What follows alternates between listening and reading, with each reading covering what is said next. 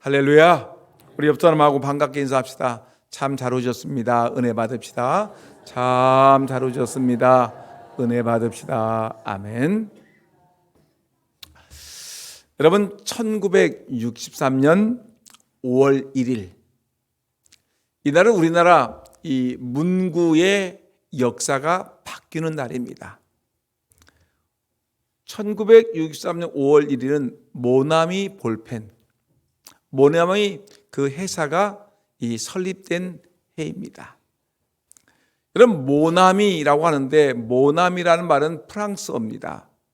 프랑스어인데 이 말은 모나미는 나의 친구라는 뜻입니다. 나의 친구, 나의 친구 모나미. 근데 이 모나미 회사를 설립한 이 송삼석 회장, 송씨인데 돌이 3개, 송삼석. 송삼 회장이 이 모나미를 회사를 이제 설립을 했어요. 1963년도니까 63년도니까 정말 우리나라가 가난해도 아주 정말 세계에서 제일 가난한 그 시절 1963년도에 회사를 설립했는데 여러분 나라가 가난하니까 회사가 제대로 설 수 있겠습니까? 점점 회사는 어려워지고 부도 직전까지 가게 되었습니다. 그래서 부도 직전에 이분이 이 송삼석 회장이 교회를 다니는 분이기 때문에 그래, 내가 기도원에 올라가서 내가 죽든지 살든지 하나님의 음성을 듣고 하나님의 뜻을 찾아야 되겠다라고 기도원에 올라갔습니다.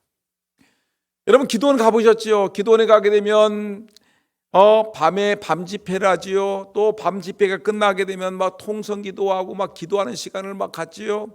그 다음에 또 다른 사람들, 여러 사람들이 이제 산기도 갑시다 해가지고 산기도 따라가고 철야기도하고 막 부르짖지 않습니까?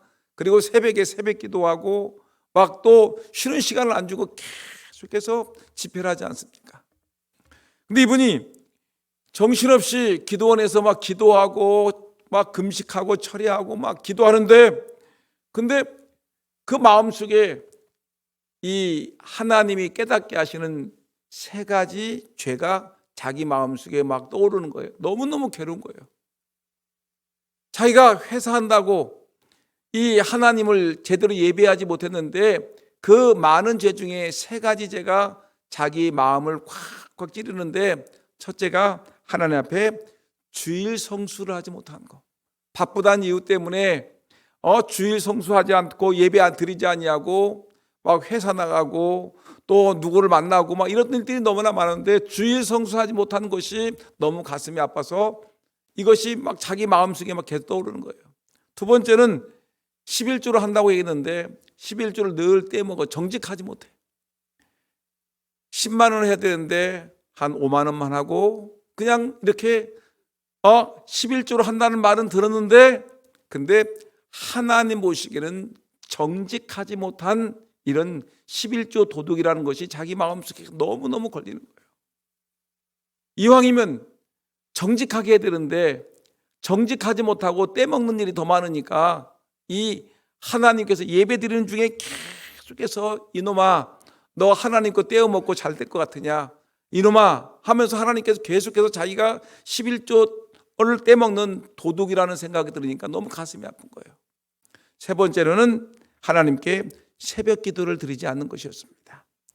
그래서 이 3가지를 놓고 이 송삼석 회장이 하나님께 콧물을 흘리면서 하나님께 막 기도를 합니다. 하나님 이제부터 주일 성수하겠습니다. 하나님 이제는 하나님께 주신 11조는 정직하게 드리겠습니다. 세상에 2쪽이 나도 11조는 떼어먹지 않고 11조는 도둑질하지 않겠습니다. 그리고 새벽에 나와 기도하겠습니다라고 기도를 엄청나게 했습니다. 근데 이렇게 기도를 하면서 하나님 앞에서 하루하루를 기도원에서 보내고 있는데 성경을 읽는데 요한복음 21장 오늘 여러분들이 읽었던 이 본문을 읽는 것입니다. 밤새 베드로와 7명의 친구들이 그 갈릴리 바닷가에서 고기를 잡으려고 이들이 어려서부터 이 어부 아닙니까? 그래가지고 고기를 잡는다고 여기다 그물을 던져봐도 고기는 한 마리도 나오지 않냐고 저기에 던져봐도 고기를 한 마리 나오지 않습니다. 밤새도록 고기를 잡으려고 애를 썼지만 한 마리 잡지 못하는데, 근데 어디선가 음성이 들립니다. 얘들아, 너희들 고기가 있느냐? 없어요. 없어요. 한 마리도 없어요. 그랬더니 너희들 배 오른편에다 그물을 던져라 했더니 그 말에 순종해서 그물을 던졌더니 거기에 사람들이 끌어내지 못할 정도로 그물에 고기가 크게 열렸는데, 나중에 육지로 끌고 와서 보니까 그 153마리의 고기가 잡혔더라는 것입니다. 이 말씀을 딱 들으면서 그래 주의 말씀에 순종했더니 이런 놀라운 기적이 일어났구나. 그래, 하나님 앞에 주일 성수하라는 말을, 주일 성수란 죄가 깨닫게 됐지. 그래, 주일 성수를 내가 해야 되겠구나. 순종하면은 하나님 153마리의 축복을 주실 거야. 내가 11조 떼어먹지 않냐고 정직하게 하나님께 11조를 드리게 되면 하나님 나에게 분명히 복을 주실 거야. 새벽기도 빠지지 않냐고 나가게 되면 하나님께서 기도하는 나에게 순종하게 되면 복을 주실 거야. 그래, 순종했더니 153마리가 나타났지. 그러면서 이 사람이 이 말씀을 하나님의 음성으로 받고 순종이라는 말을 깨닫고서, 그래, 내가 이제 다시 사업장에 나가서 내 사업을 열심히 해야 되겠다 했더니, 여러분, 그 당시에는 우리나라에 볼펜이라는 게 없었어요. 뭐가 있었을까? 연필, 그 다음에 만년필. 아시죠? 저도 중학교 때 다닐 때 만년필로 썼던 기억이 나는데, 만년필, 그 다음에 연필로 썼었습니다. 볼펜은 없었어요. 일본에는 볼펜이 있었는데 우리나라는 볼펜이 없었습니다. 그래서 이분이 일본에 가가지고 일본의 문구점들을 돌아보니까, 일본은 이렇게 그 볼펜이나 이 필기도구들이 엄청나게 많은데 우리나라는 만년필 그리고 연필밖에 없어요. 문화연필, 동화연필, 이것밖에 없어. 그래가지고 어떻게 하든지 우리나라에도 좀 볼펜을 좀 만들어 봐야 되겠다 해가지고 막 있는 정보 없는 정보 다 막 만들어 사람들을 막 찾아다니면서 이 볼펜을 만들었는데, 볼펜을 만들어 놓으면 조금 쓰면 이 볼펜에 잉크가 줄줄줄로 새가지고 아무것도 안 되는 거예요. 어떻게 하면 좋지 하다가 연구를 했습니다. 그래서 그가 우여곡절 끝에 드디어 여러분 신제품 이 볼펜을 만들었는데, 그것이 모나미 153 볼펜입니다. 따라합시다. 모나미 153 볼펜. 여러분, 모나미 153 볼펜은 여러분 아시죠? 아주 이 볼펜은 아주 그냥 우리 대한민국의 최고의 볼펜으로, 국민 볼펜으로 알려졌는데, 처음 당시에 가격이 15원이었는데 아주 저렴한 가격이 싸지요.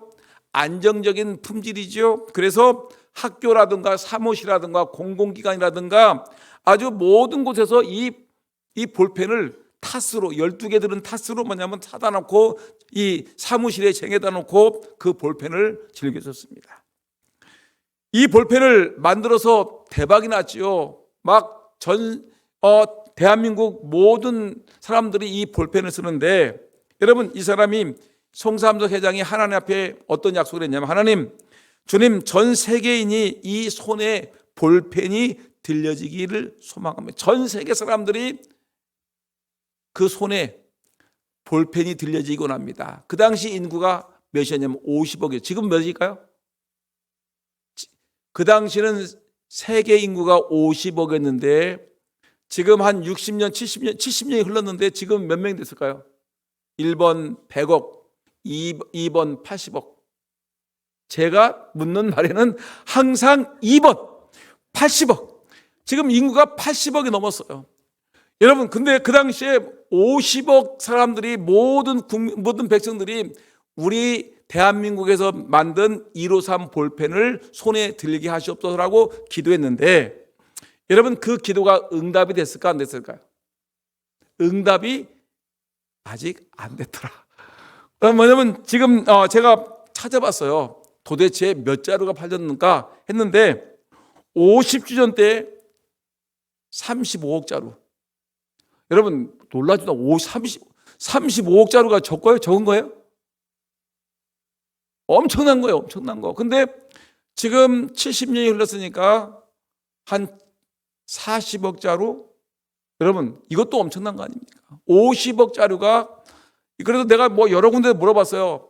심지어는 챗 GPT에도 물어봤어요. 모나미 153 볼펜이 지금 몇 자루 팔렸습니까? 했더니 정확한 통계는 안 나왔어요 하면서 한 50년 주간에 35억 자루가 팔렸는데 그 이후에는 나오지 않았습니다라는 이런 얘기가 나왔어요. 제가 보기에는 한 40억 자루 이상이 팔리지 않았을까, 이상이 팔리지 않을까 생각하는데, 어떻게 보게 되면 또 다른 각도로 하면 지금도 엄청나게 팔리는데, 지금 이 볼펜을 제일 많이 사용한 데 어디냐면 당연히 우리나라 사람들이 제일 많이 사용하겠지요. 근데 이슬람권에서는 어디가 많이 사용하냐면 터키 사람들은 또 이 모나미 볼펜이 너무너무 좋아가지고 이거, 그다음에 유럽에서는 폴란드 사람들이 이 모나미 볼펜을 그렇게 좋아한다고 합니다. 그래서 지금 전 세계 사람들이 우리 대한민국에 만드는 이 모나미 볼펜 153 볼펜을 사용하고 있는데, 여러분 국민들에게 너무너무 사랑을 받는 볼펜이 되었습니다.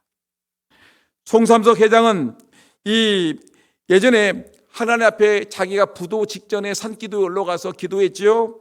자신의 잘못을 회개했습니다. 하나님, 주일 성수 죄송합니다. 이제 잘하겠습니다. 순종하겠습니다. 11조 예물 떼어먹었던 거, 거짓말 도둑질했던 거 용서하십시오. 새벽기도 용서하십시오 하면서 자기가 회개하고 돌이켜서 순종했더니 하나님 말씀이 자기에게 눈에 들어오면서 베드로가 주의 말씀에 순종해서 배 오른편에 그물을 던졌더니 153마리의 물고기가 끌어올렸던 그것을 기억해서, 여러분 그가 이렇게 지금까지 복을 받고 있는 것입니다. 여러분들도 하나님 말씀에 순종해서 여러분 이 송삼석 회장이 153의 축복을 받아서 대박을 누렸듯이 여러분들도 하나님 말씀에 순종해서 복을 받는 은혜가 있기를 예수님 이름으로 축원합니다. 뭐 했더니 하나님 말씀에 순종했더니 자기가 기도하는 중에 깨달은 게 있습니다. 아, 내가 이런 잘못을 저질렀구나. 내가 하나님 앞에 이렇게 잘못했구나. 내가 하나님 앞에 이런 잘못을 저질렀구나 하면서 하나님께 기도하는 중에 깨달은 그 말씀에 순종했더니 그가 복을 받았다는 것입니다. 여러분 오늘 본문의 말씀을 보니까 바로 이 송삼석 회장이 성경을 읽다가 깨달았던 이 베드로가 고기를 잡는 내용이 오늘 본문의 내용인 것입니다. 여러분 부활하신 예수님이 오늘 지금 이 베드로에게 세 번째 나타난 것입니다. 예수님이 제자들에게 세 번 나타났죠. 첫 번째 언제 나타났죠? 첫 번째 부활하신 첫날 저녁에 10명의 제자들이 모여있는 가운데 도마는 빠졌어요. 거기에 예수님께서 평안이 있을지어다, 너희에게 성령 받으라, 너희에게 평안이 있을지어다 말씀하시고 그들에게 말하기를 성령 받으라고 얘기했습니다. 두 번째, 도마가 그 자리에 없었어요.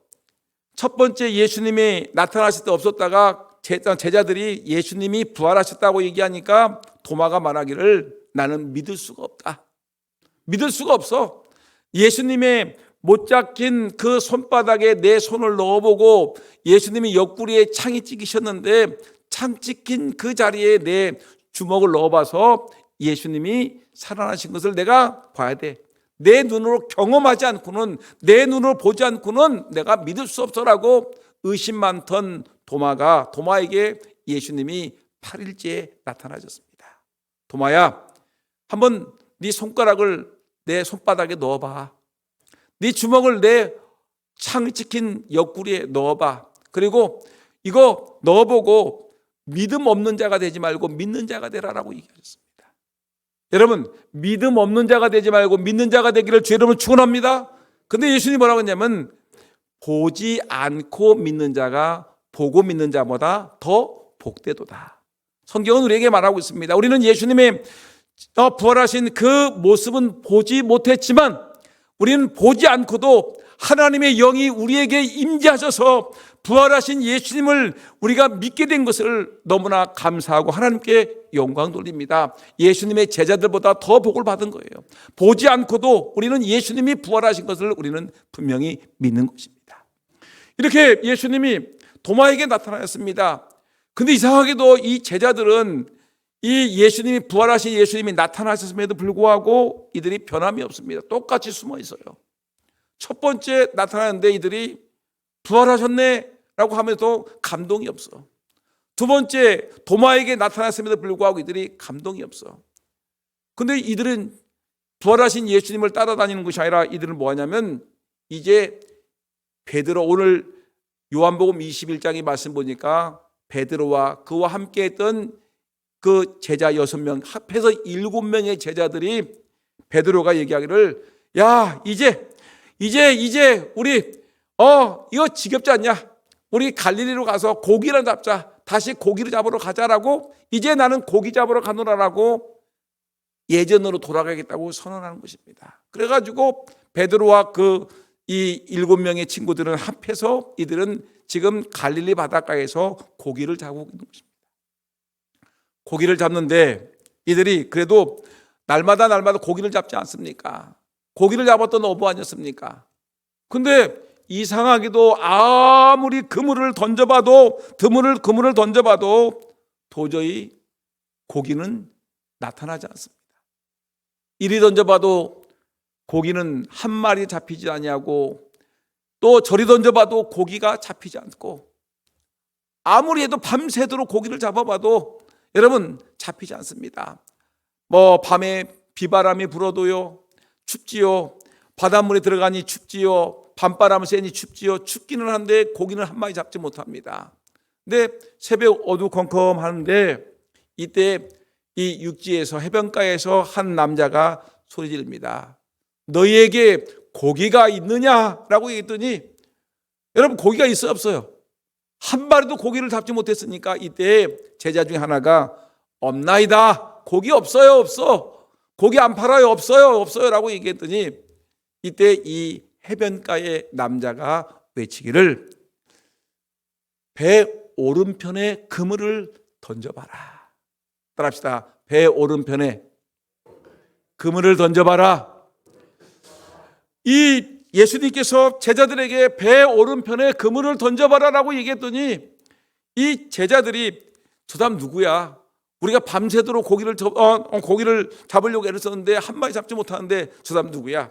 한번 우리 던져볼까? 해가지고 제자들이 배 그물을 갖다 그 남자가 외치는 그곳을 향해서 배 오른편에 그물을 쫙 던졌더니, 아니 밤새도록 고기가 하나도 없더니 거기에는 이 굵직굵직한 이 고기들이 그물에 걸리는데 이 7명의 제자들이 끌어당길 수 없을 정도로 엄청난 고기가 막 잡히는 거예요. 여러분 이건 기적 아니겠습니까?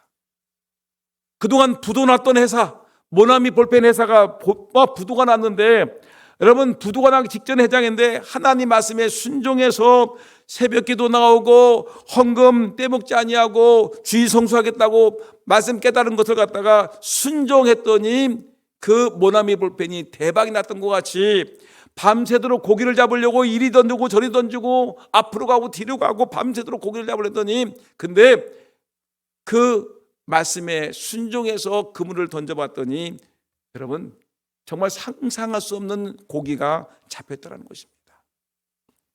여러분 오늘 여기서 우리가 기억하셔야 됩니다.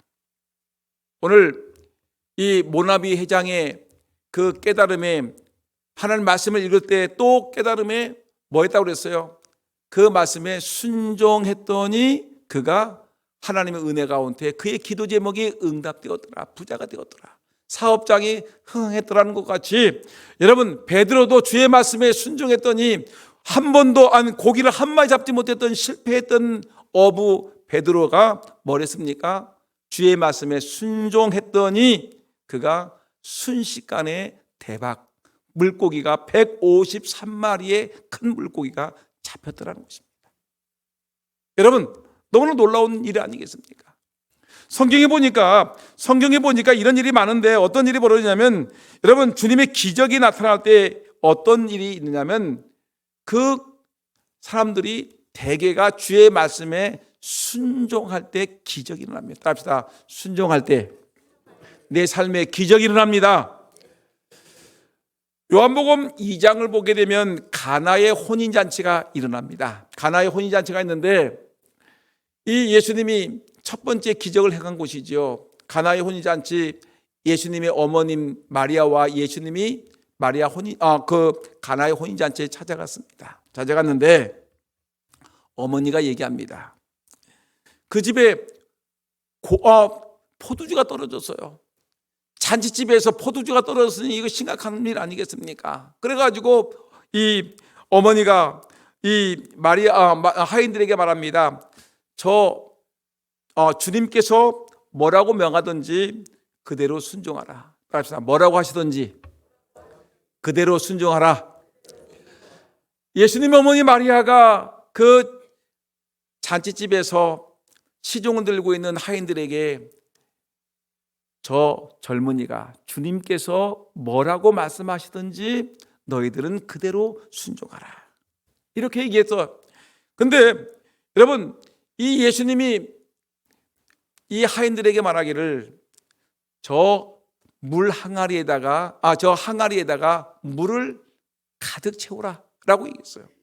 그랬더니 이 하인들은 뭔지도 모르게 빈 항아리에다가 물을 열심히 갖다가 부었어요. 열심히 갖다가 가득 채웠어요.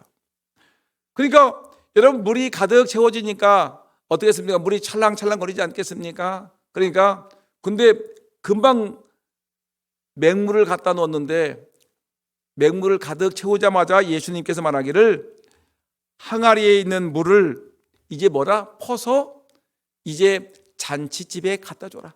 상에 갖다 줘라. 그래가지고 이 맹물을 갖다가 그 자리에서 하인들이 어떻게 합니까? 순종하는 거죠. 맹물을 퍼다가 주의 말씀에 순종한 겁니다. 주의 말씀에 순종하여 맹물을 퍼서 잔치상에 갖다 줬더니 어떤 일이 벌어졌어요? 포도주가 맛이 있어요? 맛이 없어요? 맛이 있지요. 맛이 있는 포도주가 나오니까 이 잔치집에서 난리가 났습니다. 야, 어떻게 이런 포도주가 잔치 끝날 시간까지 이렇게 맛있는 포도주가 남아서 이렇게 우리를 즐겁게 하느냐 하면서 난리가 났어요. 맹물로 뭘 만들었어요? 포도주를 만들었어요. 뭐 했더니? 순종했더니 물을 갖다 부어라. 맹물을 갖다 부었어요. 맹물을 갖다가 갖다 주었더니 그 물이 순종하는 그 순간에 맹물이 포도주로 변했던 것입니다. 여러분, 우리도 도저히 주의 말씀이 내 머리로 인정되지 않아도, 상식으로 인정되지 않아도, 내가 공부했던 그것으로 인정되지 않아도 주의 말씀에 순종하면 여러분, 그것이 내 삶의 기적을 나타내는 것인 줄 믿으시기를 주의 이름으로 축원합니다. 주의 말씀이 우리를 살리는 것입니다. 여러분, 요한복음 6장을 보게 되면 오병이어의 기적이 일어나는데, 오병이어의 기적은 여러분, 물고기 몇 마리예요? 오병이니까 떡병자니까 떡이 몇 개? 5개, 물고기 2마리. 물고기 오병이어, 떡 5개와 물고기 2마리를 가지고 몇 명을 먹였어요? 5,000명을 먹였어요. 5,000명은 남자 포함, 여자도 포함입니까? 여자 안 포함이죠. 남자만 5,000명이에요. 그 다음에 12강조리가 남았어요. 근데 보면 우리 교회도 남자가 많습니까? 여자가 많습니까? 여자가 훨씬 많아요. 근데 여러분 보세요. 남자만 5,000명을 먹였으니까 그 외에 그 얼마나 많겠습니까? 근데 물고기 2마리와 떡 5개를 가지고 이제 하는데, 사람들이 베세대 광야에서 이 사람들이 먹을 것이 없어요.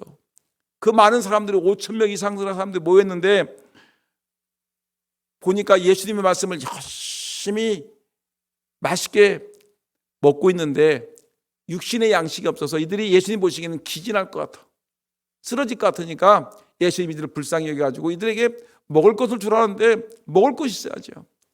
그런데 이때 이 제자들이 먹을 것을 갖고 있는 사람들을 한번 찾아봤어요. 그랬더니 사람들이 여러분 5,000명 중에 도시락을 싸온 사람이 있을까 없을까?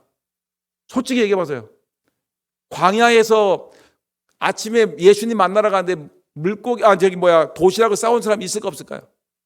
있을 거예요. 분명히. 우리 어린아이도 싸웠는데 왜 없었겠어요? 있지요. 근데 다른 사람들은 야 베드로가 인사 팍 쓰면서 돌아다니면서 도시락 싸온 사람 있으면 줘봐 막 하는 거예요. 그러니까 도시락 있으면 줘요 그러니까 사람들이 저거 뺏기면 베드로한테 뺏기면 안 되겠다. 가방에 막 옷에다 숨겨놓고서 없어요. 그렇던데 순진한 물고기 2마리와 떡 5개를 갖고 있는 어린 순진한 어린아이가 베드로가 지나다니면서 떡 좀 줘봐 있으면 줘봐 그랬더니 그 어린 친구가 베드로에게 줬어요. 베드로 선생님, 제 도시락입니다. 작은 물고기 2마리, 떡 5개입니다. 줬더니 그거를 가지고 예수님께 갔어요. 근데 예수님 여러분 보세요. 그 물고기 2마리, 떡 5개, 5,000명을 먹일 수 있어요, 없어요? 성인 한 사람 먹을 수도 없어요. 근데 그 물고기 2마리, 떡 5개 가지고 예수님이 뭘 했죠? 축사했어요. 축사라는 말은 감사 기도했다는 거예요. 감사 기도. 하나님, 우리에게 먹을 양식을 주시니 감사합니다라고 하나님께 기도했더니 놀랍게도 그 물고기 2마리와 떡 5개가 사람들에게 물고기를 떼어줘도 계속해서 물고기는 나오고 떡은 계속해서 펑펑펑펑 쏟아져 나오고 여러분 엄청나게 쏟아져 나오는 거예요. 여러분 예전에 우리 교회 뻥튀기 기계 생각합니까? 우리 교회가 뻥튀기에 전도하다가 몽골로 전도 물품으로 보냈던 것이 있는데 여러분 뻥튀기 어떻게 하면 뻥뻥뻥뻥 나오지 않습니까? 마찬가지로 이 물고기 2마리 떡 5개가 계속해서 나오는 5,000명을 먹고도 남을 수 있는 엄청난 것이 나왔어요. 여러분 근데 여기서 중요한 것은 뭐냐면 어린아이가 뭘 했어요?